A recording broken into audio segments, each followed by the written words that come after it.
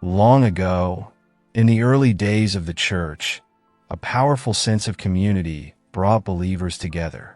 Those who loved Jesus were filled with generosity and often sold their possessions, land, houses, or anything of value, to help others in need.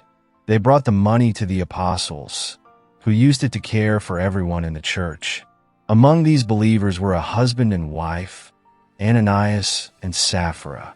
Inspired by the acts of kindness around them, they decided to sell a piece of their land and pledged to give all the proceeds to the apostles. But temptation crept into their hearts.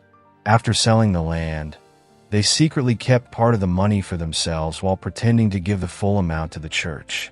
Ananias went first to deliver their offering.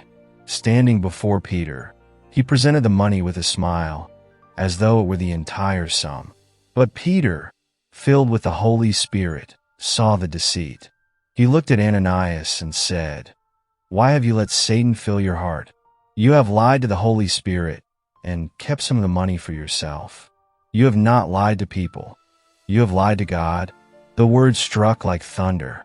Before anyone could speak further, Ananias fell to the ground, lifeless. Fear gripped all who witnessed it, and news of his death spread rapidly through the church. 3 hours later, Sapphira arrived, unaware of what had happened to her husband.